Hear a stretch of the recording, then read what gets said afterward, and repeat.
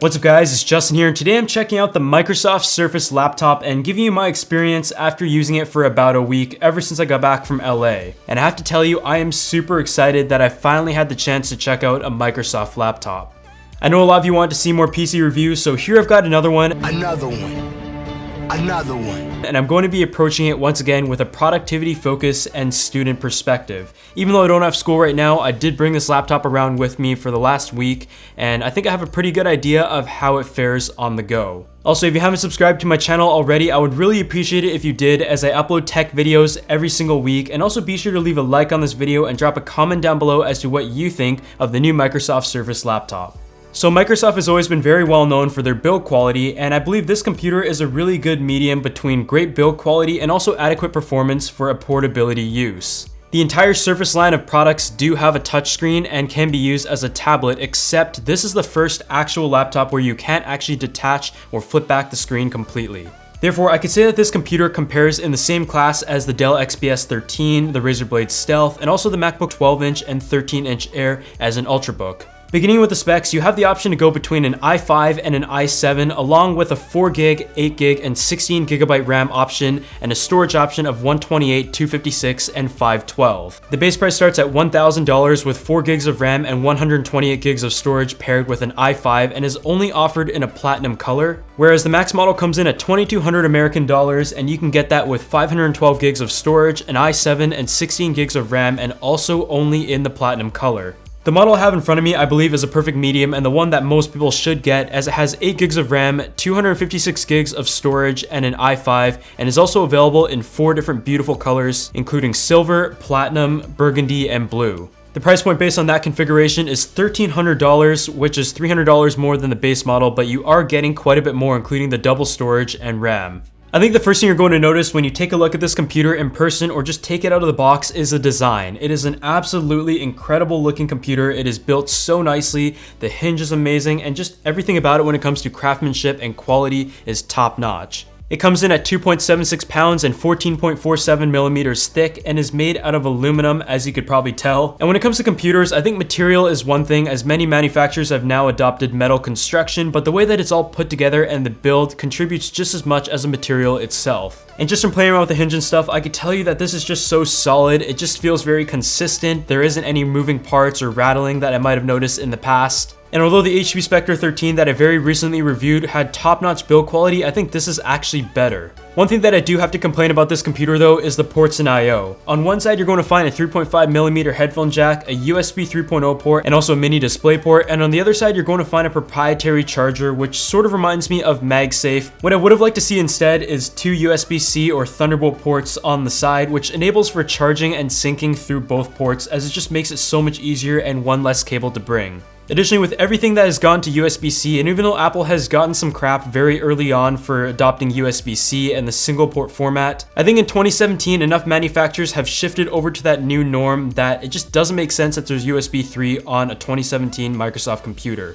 When it comes to the keyboard and actual face of the computer though, I actually really enjoy it. I like the way that the keyboard types. I think it's very easy to get used to. The keys are very tactile, and in general it's very responsive and I can type very fast. The trackpad is very responsive and nice to use, but I would have liked it to be a little bit bigger because there does seem to be some extra space surrounding it. And of course, with Windows Precision drivers, I think this is one of the better trackpads you're going to find on a Windows computer.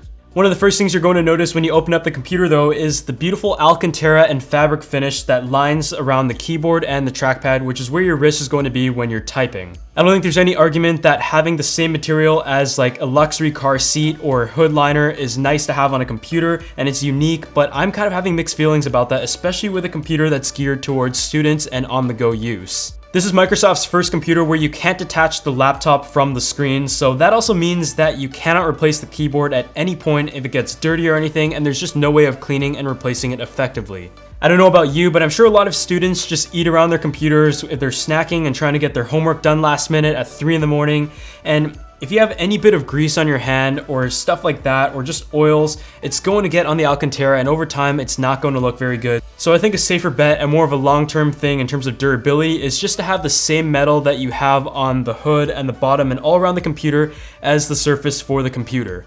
When it comes to the screen, you have a 13.5-inch Pixel Sense display, which is a touchscreen with a 3:2 aspect ratio, which Microsoft likes to do, and a resolution of 2256 by 1504, giving you a 201 ppi. It's pretty color accurate at 79% on Adobe RGB and 99% on sRGB, and I will say it looks pretty good and it's sharp, the colors are pretty decent, and the brightness should be fine for most situations, but it isn't anything impressive that's going to blow you away in terms of color accuracy or high resolution. The touchscreen is really responsive and it also works with the pen as well, but I noticed from using the touchscreen there is a little bit of screen wobble, which is expected, but the fact that you can't flip the computer back or remove the screen to use as a tablet, I don't really find myself using the touchscreen function that often, and especially the pen. The webcam that you're going to find on the front is a 720p resolution that also works with Windows Hello, which allows you to just sign in by looking at the screen. The video quality itself though for conference calls should be just fine because it's HD, but it isn't anything incredible. But now I want to talk a bit about the software and the performance that I was able to get out of the Microsoft Surface laptop.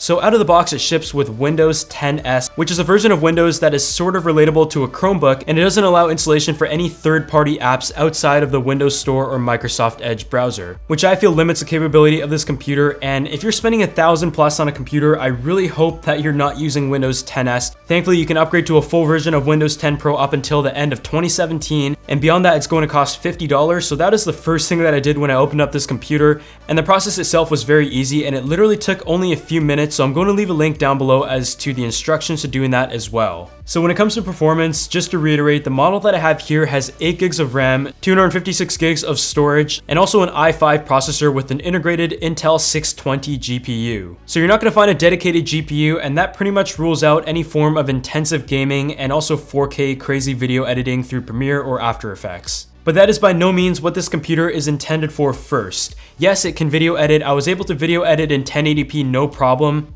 And I was able to do things such as Photoshop. Of course, I could do word processing, web browsing, and I think developers should be fine as well. But what it's best at is that it is a decently powered computer that is meant to be taken around during the day, whether you're at school or at work, and it has enough power to be able to handle most of the things that you're going to do. But if you want to do more graphic intensive things, then you probably want to get a dedicated desktop or a computer with a GPU.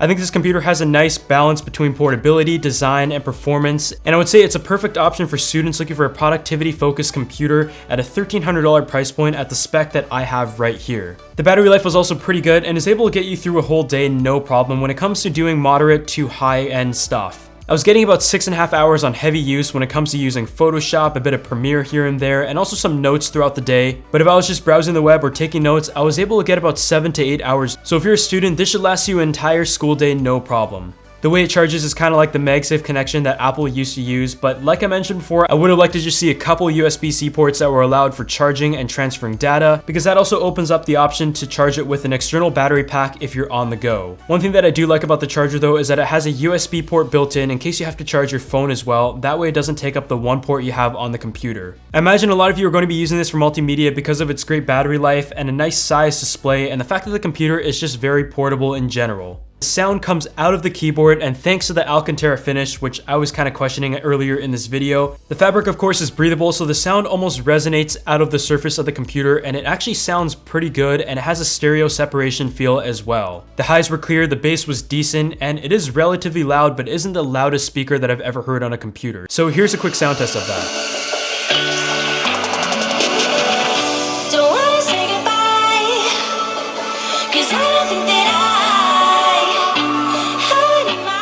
But now that we've covered all of the categories of the Microsoft Surface laptop, I think it's time to just focus on the takeaways from what I noticed when using this computer. You've heard me mention balance quite a few times in this video, and it's true, this computer does have a good balance. It's nicely built, it has a nice display, good speakers, good battery life, and the performance is enough for doing general things on the go, but it isn't going to be impressive in any performance category. If you're a hardcore gamer or someone who edits 4K video, you're probably not going to like this, even if you go with the i7 option.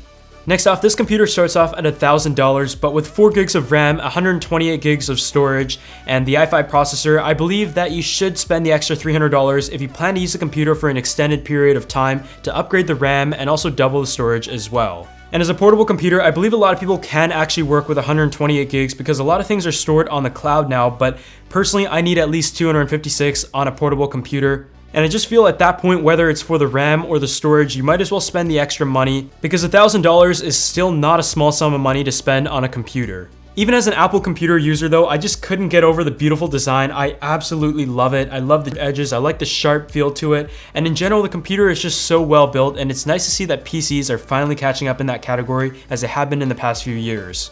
The keyboard and trackpad is comfortable to use, the battery life was great, the I/O definitely could have been improved significantly, the screen is nice.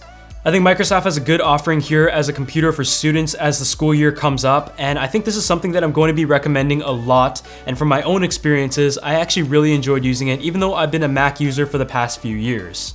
Otherwise, thanks so much for watching to the end of this video, and please leave a like if you enjoyed it, as I have many other PC reviews coming up as we get up to the school year, and a huge thanks to Microsoft for sending this out for me to check out, and I'll see you all in the next one.